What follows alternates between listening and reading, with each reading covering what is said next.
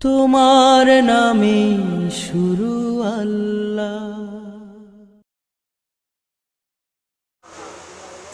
أو كما قال عليه الصلاة والسلام قال رسول الله صلى الله عليه وسلم أخلص دينك يكفك العمل القليل والشاهدين والشاهدين والذاكرين والذاكرين والحمد لله رب العالمين. شكرا لله إبراهيم فاتوي اللهم صل على محمد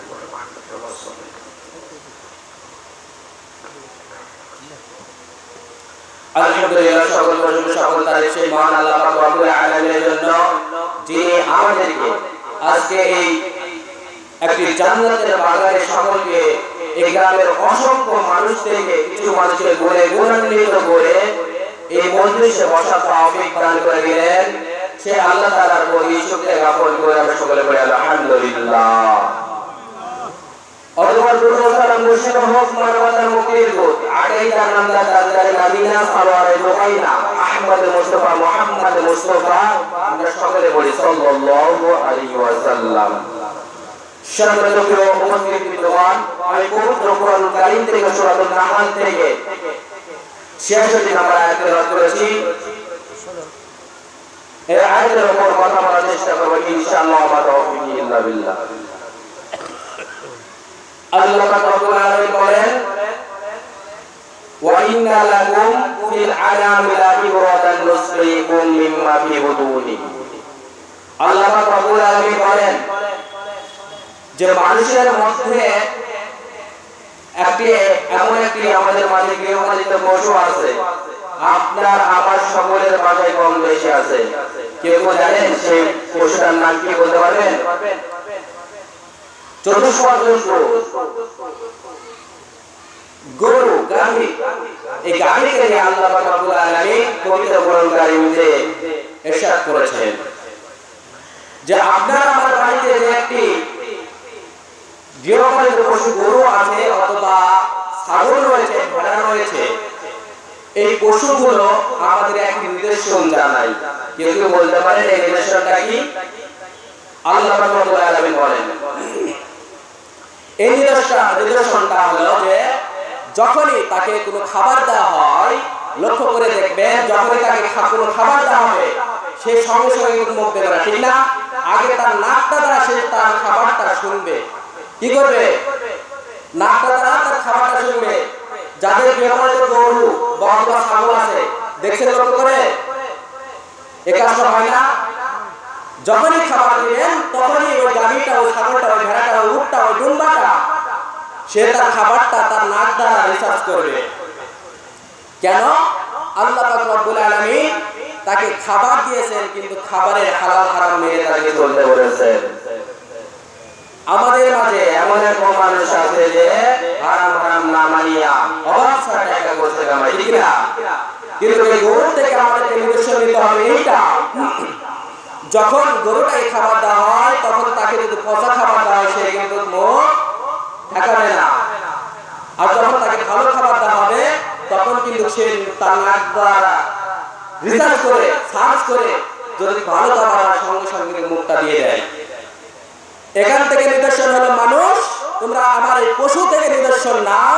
এই পশুটা যেভাবে তার নাক দ্বারা তার খাবারটা বাঁচে, হালাল হারামটা বাঁচে, যেটা সে পচা খাবারটা খায় না, সে হালাল খাবারটা খায়, তার ভালো খাবারটা খায়। মানুষ তোমাকে এখান থেকে নিদর্শন হলো তুমি মানুষের পৃথিবীতে যাবে, আমি আর হুকুম মানবে, নামাজ পড়বে, মুসলমান হবে। মুসলমান হলে সেখানে শেষ নয়, সেখানে তোমার কাজ হবে হালাল হারাম মেনে তোমার জীবনটাকে পরিচালনা করা, ঠিক কিনা? ওখানে আপনি হারাম টাকা খাইতে পারবেন না। এখান থেকে এই নিদর্শন, সে পচা খাবারে যেমন মুখ দেয় না, মানুষ তুমি হারাম খাবার খাইতে পারবে না, তুমি সুদের টাকা খাইতে পারবে না, তুমি বিভিন্নভাবে হারাম উপায়ে উপার্জন করা সেই পয়সাগুলো তুমি ভোগ করতে পারবে না। এটা তোমার জন্য এখান থেকে নিদর্শন। শুধু নিদর্শনই নয়, এই গাভীটা থেকে তুমি এক উপকারও পাও। আমরা উপকার পাই না? এই গাভীটা যখন আমাদের সাদা তার গোবরের মাঝখান থেকে তার শরীরের মাঝখান থেকে চুষে তার যখন স্তনে দুধটা দেয়, সেই দুধটা পেয়ে আমরা আমাদের শরীরে ভিটামিন ক্যালোরি যোগাই না? তাহলে এই গাভীটা থেকে চতুষ্পদ জন্তুর কাছ থেকে আল্লাহ তাআলা নিদর্শন সেখান থেকে শিক্ষা নিতে বলেছেন। তাহলে এখান থেকে যখন আমরা নিদর্শন নিব, আল্লাহ পাক রব্বুল আলামিন যেখানে নিজে এখানে ওয়াজ করেছেন, এই জায়গাতে কথা হবে আপনার আমার, যে যদি কোনো ব্যক্তি এই হালাল না মানিয়া হারাম না মানিয়ে যদি সে উপার্জন করে, তাহলে চতুষ্পদ জন্তুর চাইতে নিকৃষ্ট, ঠিক কিনা? নিকৃষ্ট না? যেখানে গরু থেকে নিদর্শন নিতে বলেছে সেখান থেকে নিকৃষ্ট। আজকে আপনার আর আমার মাঝে আপনারা আমাদের এখন এক ধরনের মুসলমান বের হয়েছে, মুসলিম বের হয়েছে, তারা বলে যে ইসলামিক কনসার্ট করতেছে, ইসলামিক ওয়াজ মাহফিল করতেছে, আমাকে দাওয়াত দিচ্ছে না। আরে মূর্খ বেঈমান, তোমাকে কি পূজার দাওয়াত দেয়? পূজাতে তুমি যাও, তোমার লজ্জা লাগে না? হিন্দুরা কি তোমার বাড়িতে এসে নিমন্ত্রণ পত্র দেয়? আপনার আমার বাড়িতে নিমন্ত্রণ পত্র দিয়ে যায়, আপনাকে আমাকে মাইকিং করে বলে ভাই আমাদের পূজা হচ্ছে, আসেন, আপনারা আসেন, বলে না। কিন্তু আপনি মুসলমান, যখনই আপনাকে নিমন্ত্রণ পত্র দেয় না পূজাতে, তখন আপনি সেখানে লজ্জা বেহার মতন যান। কিন্তু মুসলমানের যখন ওয়াজ মাহফিল কনসার্ট হয়, ওই সময় বলেন যে আমাকে নিমন্ত্রণ পত্র দেয়নি, আমাকে বলেনি, আমাকে বুঝায়নি, আমাকে আমি জানি না, আমি সেখানে যাব না। তাহলে আপনি আমি চতুষ্পদ জন্তুর চাইতে নিচে হয়ে গেলাম না? নিকৃষ্ট হয়ে গেলাম না? সম্মানিত প্রিয় হাজির, এখান থেকে নিদর্শন হলো যে আমাদেরকে মৌমাছির মতো হতে হবে। আল্লাহ পাক রব্বুল আলামিন এখানে আরেকটি আয়াত নাজিল করেছেন মৌমাছির উপর। কার উপর? একটু কথা বলেন। মৌমাছির উপর আল্লাহ তাআলা রব্বুল আলামিন কোরআনের আয়াত নাজিল করেছেন। সরাসরি আল্লাহ পাক রব্বুল আলামিন বলতেছেন, وَأَوْحَى رَبُّكَ إِلَى النَّحْلِ أَنِ اتَّخِذِي مِنَ الْجِبَالِ بُيُوتًا وَمِنَ الشَّجَرِ وَمِمَّا يَعْرِشُونَ আল্লাহু আকবার। সম্মানিত প্রিয় উপস্থিতি, আল্লাহ পাক রব্বুল আলামিন মৌমাছির উপর আল্লাহ পাক রব্বুল আলামিন কোরআনে আয়াত নাযিল করেছেন। মৌমাছিকে ডাক দিয়ে বলতেছে, এ মৌমাছি, তোমরা তিন জায়গায় ছাড়া কখনো তার তোমাদের বাসস্থান বানাইবা না। কয় জায়গায়? তিন জায়গায়। তিন জায়গায় ছাড়া তোমাদের বাসস্থান বানাইবা না। এক নম্বরে লক্ষ্য করে দেখবেন, বাড়ির কোনো অট্টালিকা মৌমাছির বাসা থাকে। দুই নম্বর গাছের ডালে বাসা থাকে। তিন নম্বর পাহাড়ের কোনো ধারে করে বাসা থাকে। তিন জায়গায় ছাড়া কিয়ামত পর্যন্ত আপনি মৌমাছির বাসা অন্য কোথাও দেখবেন না। এটা স্বয়ং আল্লাহ তাআলা রব্বুল আলামিন মৌমাছির উপর আওয়াজ করেছেন। স্বয়ং আল্লাহ তাআলা মৌমাছিকে ডাক দিয়ে বলেছেন, হে মৌমাছি, এই তিন জায়গায় ব্যতীত তোমরা আর কোথাও বসবাস করতে পারবে না। এই তিন জায়গায় ছাড়া কোথাও দেখেছেন কোথাও দেখেননি। সম্মানিত প্রিয় হাজির, আল্লাহ পাক রব্বুল আলামিন মৌমাছি থেকে এই নিদর্শন নিতে বলতেছেন, মৌমাছিদের একটা নিয়ম আছে, তারা কখনো খারাপ জায়গায় যায় না, তারা কখনো খারাপ জায়গায় বসে না, তারা সব সময় ভালো জায়গায় বসে। আর মাছির দিকে লক্ষ্য করে দেখবেন, একটা মাছি আবার ভালো জায়গায় বসে, আবার পচা নদী নালার মাঝেও যে বসে, ঠিক কিনা? মৌমাছির দিকে লক্ষ্য করবেন যে পচা নালাতে যে বসে, ওই মৌমাছিটা আবার দুধের মধ্যেও যে বসে। মৌমাছিটা দুধের মাঝে বসে দুধটা পুরোটাই নষ্ট করে দেয়, এমন দেখা যায় না? দেখা যায় না যে মৌমাছির নিদর্শন হলো কখনো সে খারাপ জায়গায় বসবে না, সবসময় তাকে লক্ষ্য করে দেখবেন সে ভালো জায়গায় বসে। যদি সে খারাপ জায়গায় বসে, তার সাথীরা, তার দলেরা তাকে আর ওই মৌমাছি যে কজন থাকবে ওদের মধ্যে সীমাবদ্ধ করবেন, ওদের মধ্যে ওই দলের ভিতর আর অ্যাডজাস্ট করবে না, তাদের মধ্যে তাকে আর নিবে না যে খারাপ জায়গায় একবার বসবে। আল্লাহ পাক রব্বুল আলামিন এই সূরাতুন নাহল এমন ভাবে নাজিল করেছেন যে সূরাতুন নাহলটা নাজিল করেছেন 16 নম্বর সূরা। কত নম্বর? কোরআনের মধ্যে 16 নম্বর সূরা। এমনকি এই মৌমাছির মধ্যে 16টা ক্রমজন রয়েছে। কয়টি? 16টি। কয়টি? আল্লাহ পাক রব্বুল আলামিন পয়েন্টে জয়েন্টে কোরআনের মাঝে সূরাটি নাজিল করেছেন। আল্লাহ পাক রব্বুল আলামিন সূরা নাহল মানে মৌমাছির উপর এই আয়াতটি নাজিল করেছেন। ও মৌমাছি তুমি সব সময় ভালো জায়গায় বসবা, খারাপ জায়গায় বসবা না। খারাপ জায়গায় যদি বসো তাহলে আমার মাঝখান থেকে আমার দরবার থেকে তোমার নামটা কাটা যাবে। মুসলমান তুমি পৃথিবীতে গিয়েছো, মুসলমান হয়ে জন্ম নিয়েছো, মুসলমান হয়ে পৃথিবীতে চলাফেরা করতেছো, মুসলমান দাবি করে তুমি পৃথিবীতে চলাফেরা করতেছো। মুসলমান তুমি তোমার ভিতরে এই আয়ত্তটা নিয়ে নাও, মৌমাছিদের থেকে নিদর্শনটা নিয়ে নাও, এই নিদর্শনটা নিয়ে নাও। তুমি মুসলমান হয়ে জন্ম নিবা, মুসলমানের ঘরে জন্ম নিবা, ভালো সব সময় তুমি ভালো জায়গায় যাইতে পারবা, খারাপ জায়গায় যাইতে পারবা না।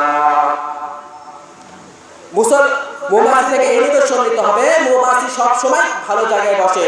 মুসলমান তুমি পৃথিবীতে এসেছো, আসার পর তোমার কাজ হবে সবসময় ভালো জায়গায়, খারাপ জায়গায় তুমি যাইতে পারবে না। যদি খারাপ জায়গায় যাও, আমি আল্লাহ পাক রব্বুল আলামিনের দরবার থেকে তোমার মুসলমানদের মাঝখান থেকে তোমার নামটা কাটা দিয়ে দেবো। নাউজুবিল্লাহ। যেখানে আল্লাহ পাক রব্বুল আলামিনের শক্ত সিদ্ধান্ত, সেখানে আপনার আমার সিদ্ধান্ত খাটবে? কখনো খাটবে? খাটবে না। শুধু তাই নয়, এখান থেকে এই নিদর্শন হলো মুসলমান তুমি কুরআন তেলাওয়াত করবা, তুমি রাসূলুল্লাহ সাল্লাল্লাহু আলাইহি ওয়াসাল্লামের হাদিস পড়বা, সেটা দিয়ে তোমার জীবনটাকে পরিচালনা করবা। কিন্তু আজকে আপনার আর আমার বাড়িতে শুরু হয়েছে স্টার গাছার বাংলা, ঠিক কিনা? আপনার আমার বাড়িতে স্টার গাছার বাংলা শুরু হয়েছে। আগে শুনতাম যে আমাদের পূর্ববর্তী যারা পূর্বপুরুষ তারা বলতো, যখন ফজরের আজানটা হয় মা বোনেরা উঠে আগে সালাতুল ফজরের নামাজটা আদায় করে পবিত্র কুরআনুল কারীম তেলাওয়াত করে তারপর তাদের দিনের কাজটা শুরু করতো, ঘর বাড়িটা ঝাড়ঝাড় ঠিক কিনা? কিন্তু সম্মানিত হাজিরিন, আজকে আমার আর আপনার মা বোনদের কাণ্ড কাহিনী দেখেন। সকালটা শুরু হয় সিরিয়াল দিয়ে, সারাটা দিন যায় গোলে মালে, রাতটা যায় ঝগড়া বিবাদে, পরদিন হয় রেজিস্ট্রি অফিসে তালাকের কারখানা, ঠিক কিনা? স্বামী লাগছে রিমোট নিয়ে, স্ত্রী লাগছে রিমোট নিয়ে, স্ত্রী দেখে সিরিয়াল, স্বামী দেখে খবর, দুজনে লেগে গেছে দ্বন্দ্বর মাঝে এক পর্যায়ে হয়ে গেল যে তোর ভাত খাবো না। স্বামীও বলে তোর দরকার নাই, ঠিক কিনা? স্বামীও বলে তোর দরকার না, তোর মতন নিয়ে আমার দরকার নাই। আর যেসব বাপ ভাইরা, যেসব ভাইরা এই টিভি সিরিয়ালকে যাদের পরিবারে চালান, আল্লাহর কসম করে বলে আপনার পরিবারে কোনোদিন রহমত বরকত আসবে না, আসবে না, আসবে না। যারা এই পশ্চিমাদের ইহুদি নাসারাদের সিরিয়াল অনুযায়ী জীবনটাকে পরিচালনা করেন, তাদের জীবনে কোনোদিন আল্লাহ তাআলার রহমত আসবে না। কেমন করে শুনে নিন সম্মানিত প্রিয় হাজিরিন, আল্লাহ পাক রব্বুল আলামিন রাসূলুল্লাহ সাল্লাল্লাহু আলাইহি ওয়াসাল্লামের হাদিস হলো, যে বাড়িতে যারা পশ্চিমাদের বা ইহুদি নাসারাদের তাদের চরিত্রভুক্ত কিছু দেখে বা চরিত্র অনুযায়ী তাদের জীবনকে পরিচালনা করে, তাদের অনুযায়ী তাদের জীবনে চলার চেষ্টা করে, তারা যদি ওইভাবে চলে তাহলে ওই জাতিকে অনুসরণ করার জন্য সে ইহুদি নাসারা এবং হিন্দু হয়ে যাবে। নাউজুবিল্লাহ বলবো না? যে জাতিকে অনুসরণ করবে সে জাতি হয়ে যাবে রাসূলুল্লাহ সাল্লাল্লাহু আলাইহি ওয়াসাল্লামের কথা। যেখানে রাসূলুল্লাহ সাল্লাল্লাহু আলাইহি ওয়াসাল্লামের কথা, যেখানে রাসূলুল্লাহ সাল্লাল্লাহু আলাইহি ওয়াসাল্লামের বাণী, যেখানে আল্লাহ তাআলার আদেশ, সেখানে আপনার আমার কোনো কথা নেই। সামনে আমাদের পবিত্র মাহে রমজান, আমাদের মাঝে একটি ঝড়ের সময়। যখন আমাদের গ্রামের দিকে, যখন আমাদের এলাকায় ঝড় হয়, ওই ঝড়ের সময় আমাদের এলাকায় অনেক আম গাছ আছে। আমাদের বাপ ভাইয়েরা মা বোনেরা যেমন আমটি কুড়ায়, সেরকম এই রমজান মাসটা হলো একটা ঝড়ের সময়। কেমন করে রমজান মাসে আল্লাহ তাআলার রহমত বরকত নাজাত সবকিছু ঝড়ের মতো পৃথিবীতে বর্ষিত হয়। সুবহানাল্লাহ। আল্লাহ তাআলার রহমত বরকত নাজাত সবকিছু ওই রমজান মাস, মাহে রমজান মাসে বর্ষিত হয়। এই মাসটা যখন আল্লাহ তাআলার রহমত বরকত নাজাত হয়, তখন আমাদের কর্তব্য হবে, যখন ঝড়ের মতো আমটা আমরা কুড়িয়ে আমাদের ব্যাগে রাখি, ঠিক সেই রকম আমাদের এই সময়ে একটা কাজ, রহমত বরকত নাজাতগুলো আমাদেরকে সঠিকভাবে আদায় করে সেগুলো আমাদেরকে গুছিয়ে নিয়ে আমাদের মনের ভিতর ঈমানকে মজবুত করার জন্য আমরা গুছিয়ে নেব। এটাই আমাদের কাজ। এইভাবে যদি আমাদের জীবনটাকে পরিচালনা করতে পারি, আল্লাহর কসম রাসূলুল্লাহ সাল্লাল্লাহু আলাইহি ওয়াসাল্লাম বলেছেন, আল্লাহর কোরআনে সাক্ষী দেয়, ইন্নাল্লাযীনা আমানু ওয়া আমিলুস সালিহাতি কানাত লাহুম জান্নাতুল ফিরদাউস। সুবহানাল্লাহ। যে ব্যক্তি আমলে সালেহ করলো, আল্লাহ তাআলা রব্বুল আলামিন তার জন্য জান্নাতুল ফিরদাউস দান করবেন। সুবহানাল্লাহি ওয়া বিহামদিহি। ফাদখুলি ফি ইবাদি ওয়াদখুলি জান্নাতি। যে ইবাদত করলো সে জান্নাতে গেল, আর যে ইবাদত করলো না সে জাহান্নামে চলে গেল। নাউযুবিল্লাহি মিন যালিক। আল্লাহ তাআলার কথা। এজন্য সম্মানিত প্রিয় বৃন্দগণ, আমাদের যেহেতু সামনে মাহে রমজান, আমাদেরকে শক্ত সিদ্ধান্ত নিতে হবে। কেমন শক্ত সিদ্ধান্ত? যে আপনার